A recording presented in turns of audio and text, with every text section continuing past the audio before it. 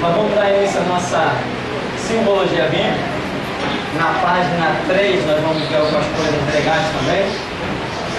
Antes, porém, quero mostrar um presente que me trouxeram aqui. Presentão. Presente. Essa daqui é da frente. Essa daqui é de trás. Ficou bonito? Me ajuda aqui, ó. Tô bonito ou não tô? Vou mostrar para as câmeras aqui. Dá um cruze aí. Tá bonito? Dando para ler. O que está escrito aí? Braço da fé, serras dos anjos. Tá, é isso aí. E aqui? Tá bom aí? Tá dando para ler? Serras dos trás. Quem quer? Segundo me informaram, está sendo vendido por uma ofertinha de R$100. Mas eu estou fazendo uma promoção aqui de 50, está dando para entregar. Mais uma obra da Mercenária Universal. E o povo vai lá buscar o seu colete. Pegou também, Jorge? Não? Quem quer? Ninguém quer? Por que lá todo mundo compra e aqui ninguém quer comprar? Caramba. É isso aí, gente. Depois, quando eu digo que o povo está sendo enganado, e pior, hein? Mesmo sendo enganado, a gente tenta libertar, mas eles não querem libertação, eles querem continuar sendo enganados. R$100 é o mínimo para você levar um coletinho desse, né? Quer dizer, aquilo ali sai mais ou menos, cada colete daquele deve sair a mais ou menos uns 20 centavos. Porque eu conheço aquele produto que vende aqui no centro da cidade, e aí você vai lá e... Você não, né? O povo vai lá e paga R$100, porque acredita que com o colete vai estar protegido. Por diante e por detrás. O diabo está dando rasteiro em muita gente. Aí depois, pastor, eu vendi minha cama, eu estou dormindo no chão.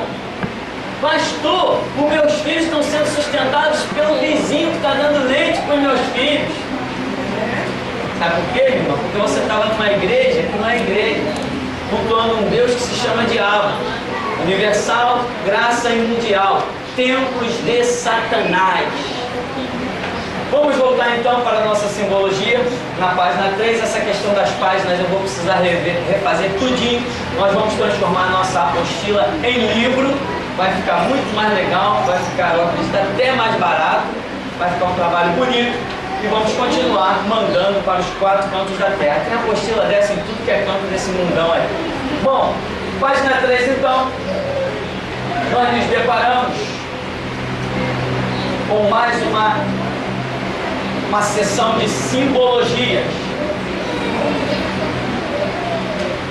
Por exemplo, página 3 é a simbologia das cores. Irmão, Deus usa tudo que Ele criou. Tudo que você vê na natureza é obra do poder de Deus. E Ele usa cada coisa para falar da maneira que Ele bem quer. Por exemplo, a Bíblia diz: Jesus Cristo é a pedra angular de esquina. Por que Deus está dizendo que Ele é a pedra angular de esquina? Aí existe uma simbologia. E principalmente a nação judaica entenderia muito bem o que é a pedra angular de esquina. Jesus falou assim: bem-aventurado o homem que edifica a sua casa sobre rocha, mas insensato é o homem que edifica sobre areia. Porque quer dizer, simbologias, coisas que nós compreendemos, né? O justo florescerá como a palmeira, crescerá como os cedros do Líbano, não é isso? Então, coisas que são simbologia. Há um rio cujas correntes alegram a cidade de Deus. Simbologia. Jerusalém, ruas de ouro, mar de cristal. Simbologias. Então tudo isso Deus usa. E também as cores. Existem cores originais e existem cores que são frutos de uma mistura. Na natureza, quando eu estudei essa questão de cores, colégio secular, uma matéria chamada, aquela que a gente faz desenho, artes plásticas. Nós aprendemos que existem 4 cores originais. E agora eu não tenho mais lembrança exata de quais são essas cores. E o resto, todas as cores, seria a combinação dessas 4. Nada mais é original, só existem 4 cores originais na natureza. Uma delas eu me lembro, que é o azul, a outra é o branco. Essas cores são originais. E tem mais 2 que eu não me recordo. Então, quando você tem um sonho, às vezes você atenta, ou o Espírito Santo te move para perceber o fator da cor. Por exemplo, um irmão me contou esses dias um sonho. Um sonho que outro irmão aqui da igreja estava nesse sonho. Veja bem. Então o sonho do irmão que me contou foi o seguinte. Ele estava, esse irmão que teve o sonho, estava num determinado local, aguardando um outro irmão. Aqui eu tenho um primeiro irmão, tenho um segundo irmão. E tinha aqui um carro verde, que era para esse irmão se achegar a ele. E existia também um carro vermelho. Mas o carro desse irmão era o verde. O irmão não tem nem carro. Por quê? Porque o carro está entrando como simbologia. Um é verde, nós sabemos, já estudamos o significado do verde. O outro é vermelho, nós também já estudamos muito do significado vermelho. Mas sem ousar dizer que a revelação se tenha encerrado. Porque à medida que caminhamos, Deus pode revelar coisas cada vez mais profundas. Então, o verde revela uma preparação. O verde é uma cor de estágio intermediário. Normalmente, quando se fala de fruta, a gente... essa fruta está verde. Significa que ela está ainda num estágio intermediário. E muitas vezes a fruta que nós chamamos de verde, nem verde ela não é. Tem frutas que realmente você está verde, quando ficar amarela está boa. E tem outras que você diz está verde, mas a cor dela não é nem verde. Então, o irmão sonhou que esse irmão aqui, o irmão número 2, tinha que vir entrar no carro verde. Esse era o dele. Mas ao invés de entrar no carro verde, ele ia e entrava no vermelho. E no vermelho tem uma estrada que ao invés de ele projetar-se para frente com o carro, ao contrário, ele sai de ré direto. Ao invés de andar para frente, ele anda para trás. O carro dele era o verde. Ou seja, ele está ainda num estágio de preparação. Deus está tratando com ele. Mas, qual é o alerta? Eu vou conversar com esse irmão, depois dessa aula aqui eu vou conversar com esse irmão. Qual é o alerta? O alerta é que ele poderá estar recebendo, os carros aparecem, carro é símbolo de ministério. Ele poderá estar recebendo uma proposta de outro ministério, vem pra cá. Tu vai ser isso, tu vai ser aquilo, nós vamos te dar isso, nós vamos te dar aquilo. Pô, conta o teu testemunho aí. Pô, tu já pode contar o teu testemunho, vai edificar vidas, vai fazer, vai acontecer. Ele pode estar recebendo uma proposta de outro ministério que aparentemente está mais adiantado, é o vermelho, aparentemente já está ativo, já está desenvolvido, só que quando ele entra no carro, ao invés dele ir para frente, ele vai para trás. Ou seja, há um engano aqui sendo preparado. Tá? Então, cores que estão mostrando significados. O vermelho, aparentemente, está à frente do verde, porque o vermelho é símbolo de outras coisas mais profundas do que o verde. Todavia, cada um tem o seu tempo. Se é tempo de preparo, é tempo de preparo. Eu conheci um rapaz com um ministério glorioso de revelações e Deus mostrava para ele coisas tremendas. Ele olhava e dizia assim, Deus está me falando isso, isso, acabou, irmão, estava falando mesmo, era tremendo. E esse rapaz recebeu uma proposta de uma outra igreja. Poxa, você está lá como membro em tal lugar? Vem para cá, eu vou te consagrar, dentro de 3 meses eu te consagro a pastor. Nós vamos abrir uma igreja lá na Barra. E ele foi. E abriu a igreja na Barra. E hoje é um desviado. Foi abrir igreja na Barra e é um desviado. Foi com proposta de abrir igreja na Barra, que depois ia ter um ministério internacional. Onde já se viu isso? Ministérios projetados por homens. Eu vou te dar um ministério internacional. Um desgraçado acha que tem ministério e acha que pode dar ministério para alguém. Ah, sim. Quem viu os jornais esses dias aí, uns pastores presos carregando metralhador?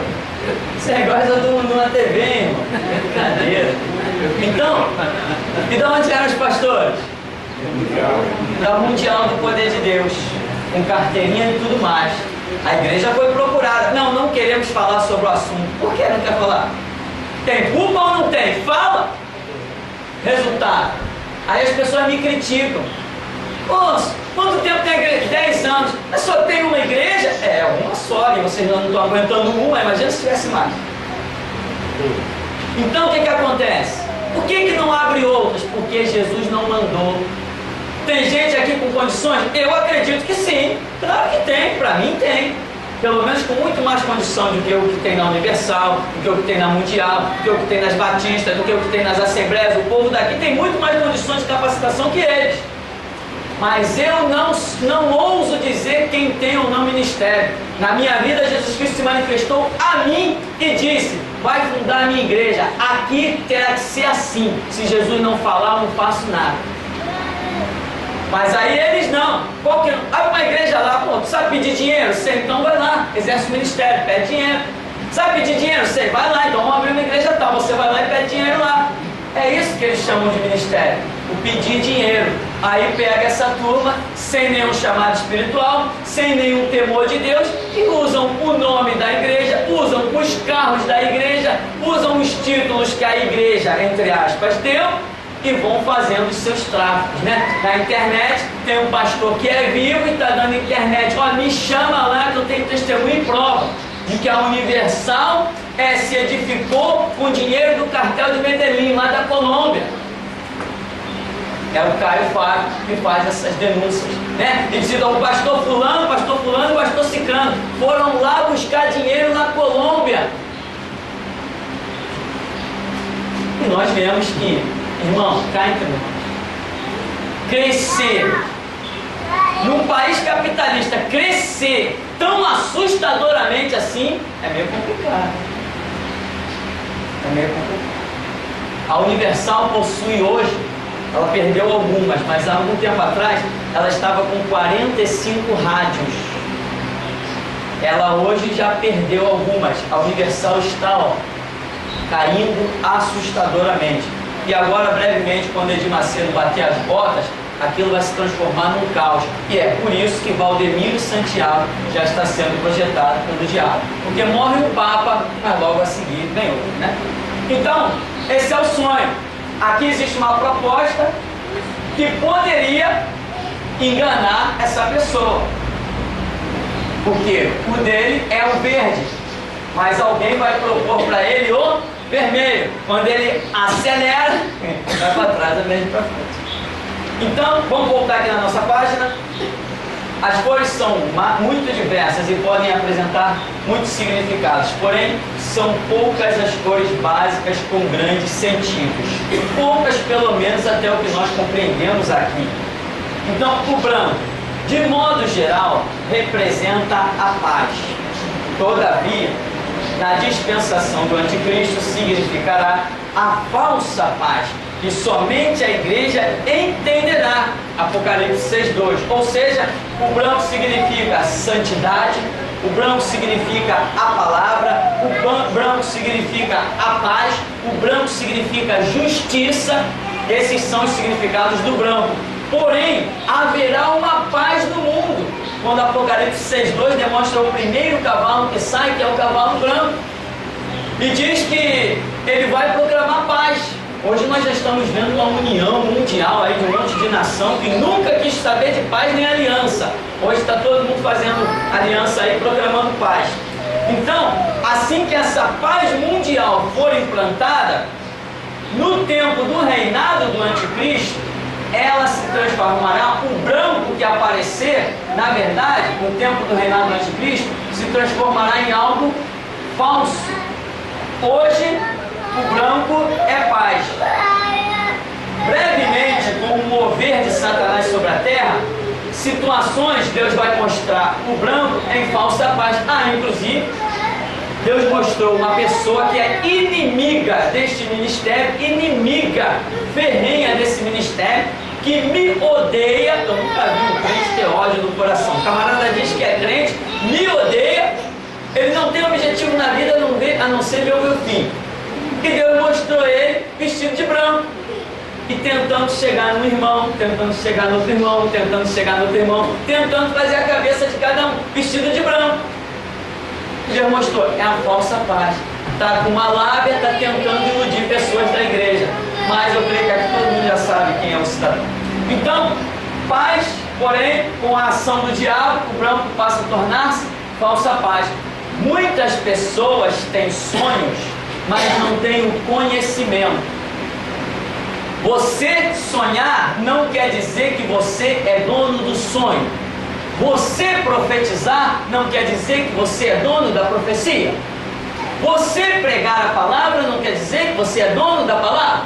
Ou seja, você teve um sonho, mas o sonho não é teu. Muitas vezes você não sabe nada do sonho. Deus apenas te usou, sabe-se lá, Ele usa como quer, usou uma mula, usa a mim, usa um cachorro, usa qualquer um. Estou me incluindo entre as mulas.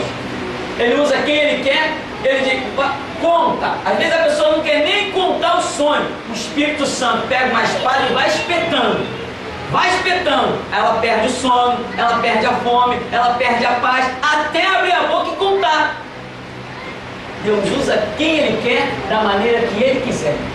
Então, a pessoa às vezes tem um sonho e pensa que é dono da interpretação. Negativo. A palavra, a revelação vem de Deus e o cumprimento dela está na mão de Deus.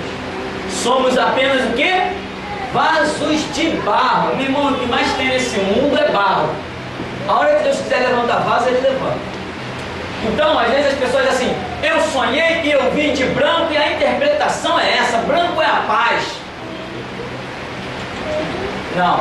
Quando o sonho for contado a quem deva ser contado, Deus vai mostrar que aquele branco está revelando outra dispensação e que a paz que ali está sendo revelada é uma falsa paz. Sonhar é muito bom, todo mundo sonha, mas interpretar só a quem Deus quer dar a interpretação. A cor vermelha, de modo geral, representa a vitória pelo sangue de Jesus, do Cordeiro, né? Todavia, na dispensação do anticristo, significará a guerra, né? Então veja bem, guerra quer dizer derramamento de sangue, está lá em Apocalipse, também capítulo 6, verso 4. Então, o vermelho representa, dependendo do contexto, por exemplo, um anjo que aparece vestido de vermelho. Vamos ignorar os contextos. De um modo geral, pode estar significando que este anjo chegou no ministério para curar. Não quer dizer que se o anjo não for visto, que Deus não vai curar. A Bíblia não diz que Deus curaria quando alguém visse um anjo. A Bíblia diz que aquele que tem fé pede e recebe.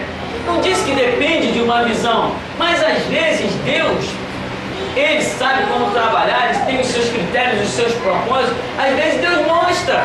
Às vezes eu estou aqui nesse púlpito, irmão, e eu sinto que seres angelicais e eu nem vejo. Muitas vezes nem vejo. E sinto que seres angelicais pisaram nessa terra. Por quê? Porque eu já desenvolvi esse sentimento. Eu sei quando não estamos sozinhos. Eu sei quando Jesus Cristo chegou de perto nessa congregação.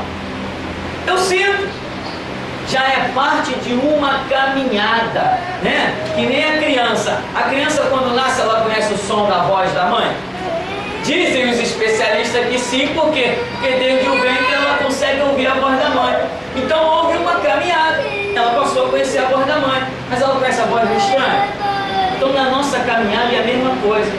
Eu sei quando tem um anjo do meu lado, mesmo sem vê-lo. Afinal de contas, somos seres carnais ou espirituais? Somos os dois. Percebemos as coisas naturais e percebemos as coisas espirituais. Eu sei quando tem um anjo do meu lado. Por exemplo, nessa hora, tem um anjo do meu lado. Eu não estou vendo. Tem um anjo do meu lado e eu não estou vendo. Entende? Você pode fazer a prova, se você quiser. Agora, aqui a cor vermelha, se o anjo está com a roupa vermelha, pode significar o quê? O anjo se afastou agora. E eu não vi. Ele se afastou. Entende essas coisas? Os mistérios de Deus? Por isso que eu posso chegar diante de delegados, juízes, promotor, o raio que eu parto. Eu sinto quando tem alguém do meu lado para me garantir. Mesmo que eu não veja, eu rasgo o verbo mesmo. Na minha boca quem manda é Jesus Cristo. A minha vida não depende de ninguém. Eu tenho os sinais de Deus. Ó, foi-se. O anjo foi-se. Eu sinto quando ele vem, eu sinto quando ele vai. Eu sinto. Então, o vermelho, o anjo está de vermelho. Eu digo, opa, vai ter cura na igreja. Mas mesmo se eu não ver o anjo de vermelho, isso não me impede de orar por cura. E temos orado, e quantas pessoas dizem, poxa, fui curado disso, fui curado daquilo, fui curado daquilo outro, sumiu isso, sumiu aquilo, amém? Porque a operação é pela fé, e a fé é a certeza dos fatos que você não vê, mas é prova daquilo que você espera. Deus trabalha para aquele que nele espera, e não pelo aquele que viu um anjo, que viu um arcanjo, que viu um querubim, que viu um serafim, não é isso. Nós temos que andar por fé, e não por vista. Então, veja bem, o vermelho significa, num contexto geral da igreja, a vitória pelo sangue de Jesus. Mas, dentro do mover de Satanás, isso aí já é o prenúncio de derramamento de sangue, de guerra. Muitas vezes também Deus mostra coisas em que o vermelho aparece. E Deus diz, dentro do seu contexto, da sua ação, da sua dispensação, que aquele vermelho significa que ele fará guerra. Então, as cores têm os seus significados dentro dos seus contextos e, sobretudo, dentro daquilo que Deus está revelando. Preto, de um modo geral, significa luto e morte. Todavia, no reinado do anticristo, significará fome, que é sofrimento.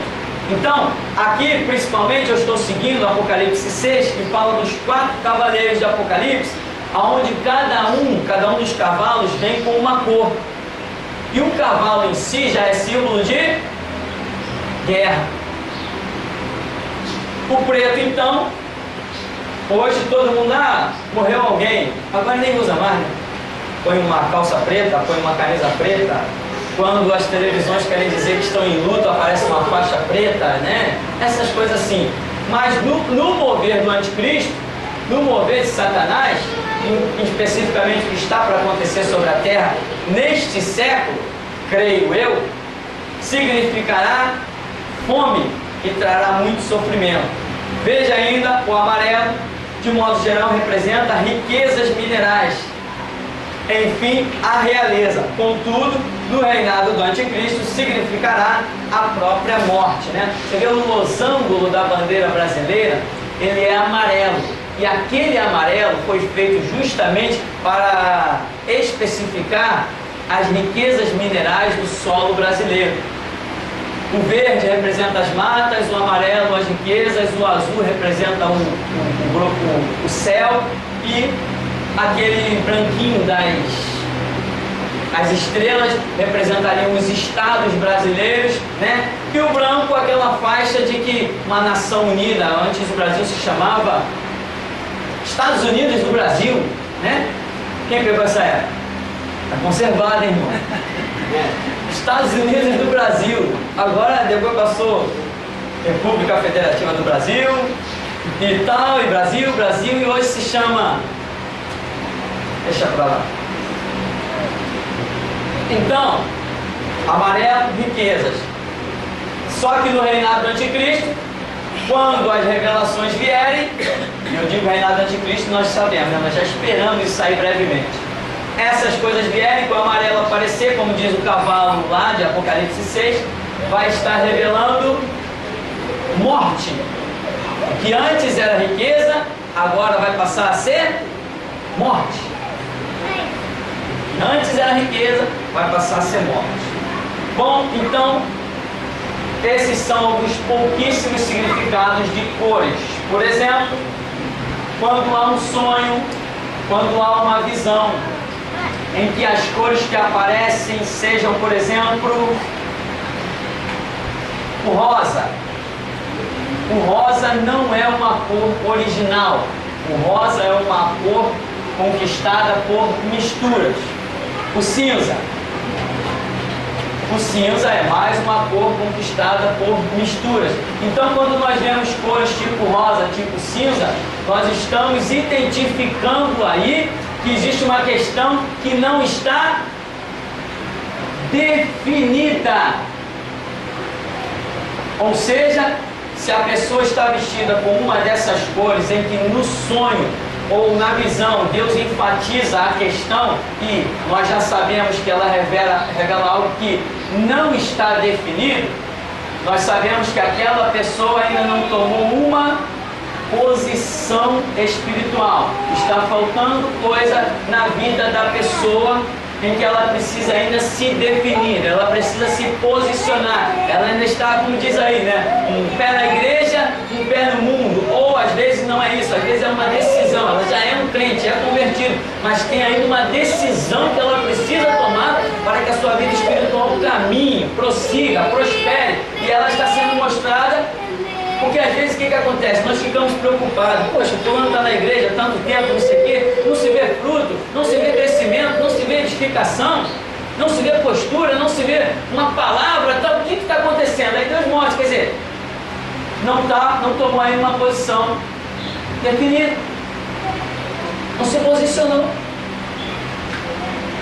Às vezes não, Deus já mostra mesmo com as roupas azuis, com a roupa vermelha e tal. Muitas vezes quando nós estamos orando para saber coisas que precisamos fazer, precisamos colocar pessoas, né? Imagina, eu não posso simplesmente chegar para um irmão que trabalha, irmão, tu trabalha, mas eu vou precisar de você na igreja. Bem, e aí, como é que fica? Como é que fica o sustento da casa, o sustento da família, como é que fica isso tudo? Então, nós só podemos chegar a um irmão. A resposta do irmão vai depender dele. Mas até para chegar a alguém, eu preciso que Deus me mostre. Para aí eu sei que realmente Deus está no negócio. Seja o que vier, seja o que acontecer, Deus vai suprir, Deus vai providenciar.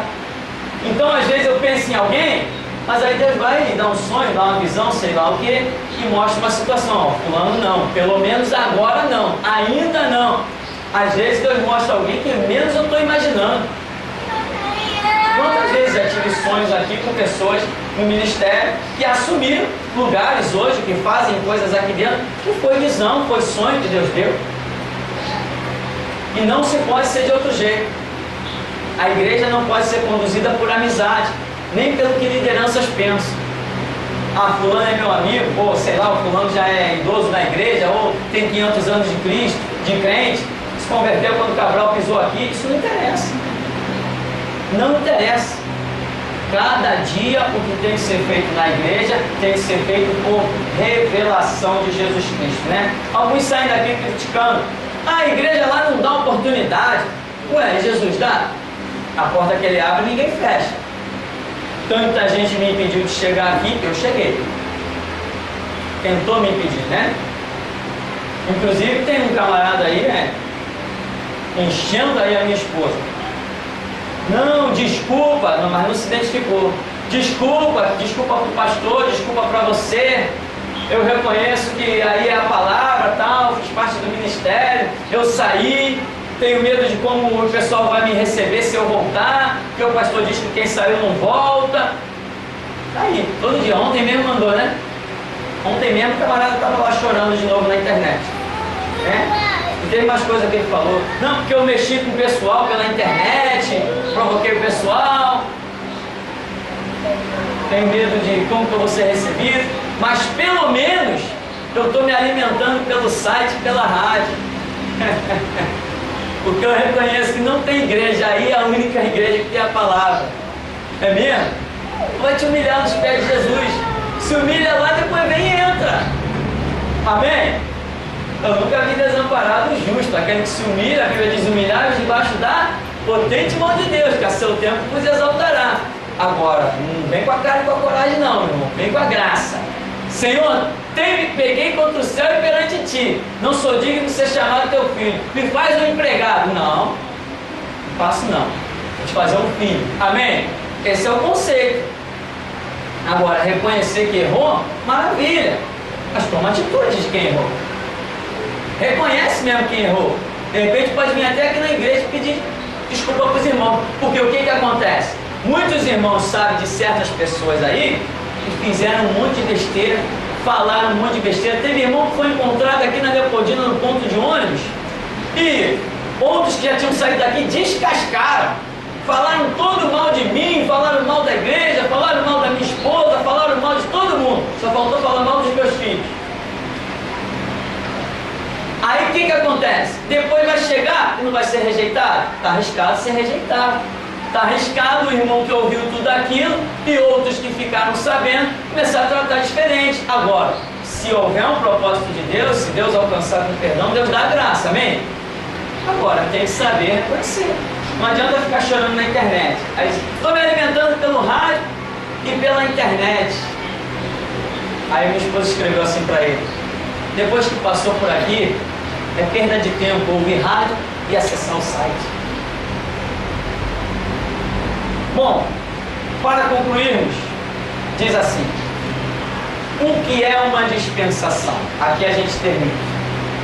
É um período de tempo histórico espiritual em que Deus trata com a humanidade, ou um povo, de uma determinada forma ou maneira. Aí nós temos várias dispensações que diz inocência, lei, consciência, reis, sacerdócio sobre Roma, a graça, que é a dispensação da fé, reinado do anticristo, milênio. São coisas que aconteceram e outras que vão acontecer sobre a terra, em que Deus estará permitindo situações sobre a humanidade e Ele ainda assim estará trabalhando nestas situações. Então, dispensação revela, como por exemplo o tempo de Moisés, né? A lei que durou até o profeta Malaquias. Aí a escritura diz: a lei durou até João. Depois, então, foi instituído o tempo da graça. Mas vimos que no tempo da lei existiram ali, com a lei, os reis, existiram os profetas, existiram os sacerdotes, existiram várias coisas dentro da questão da lei. Hoje, dentro do tempo da graça, nós estamos agora no final do tempo da graça, no fim desse tempo da graça, ou seja, a igreja chega ao seu fim. A igreja não vai ficar para sempre sobre a terra, não é esse o propósito. E a Bíblia diz que o Senhor tirará os seus santos da terra pelo que nós chamamos de arrebatamento, que a igreja vai sumir da terra. E neste século, creio eu, a igreja terá o seu tempo encerrado. Porém, no final desse tempo da graça, nós identificamos que a Escritura nos fala de um tempo chamado restauração. Então nós já entramos nesse tempo da restauração da igreja. Mais para frente teremos o reinado do anticristo e depois um período de 1000 anos chamado milênio do reinado sacerdotal de Cristo, em que a história do homem sobre a terra tem o seu fim. Então aqui, mais ou menos, quando se dará início ao reinado do anticristo, entre esse reinado do anticristo e o tempo da graça aqui, nós teremos o arrebatamento da igreja. essas coisas que vão acontecer sobre a terra e a maneira como Deus estará tratando com a humanidade em cada pedacinho desse da história, isso nós chamamos de dispensação. Amém? Alguma pergunta para encerrarmos?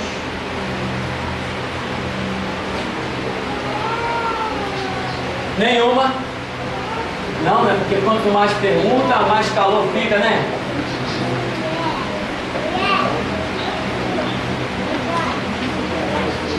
Vamos ficar por aqui então?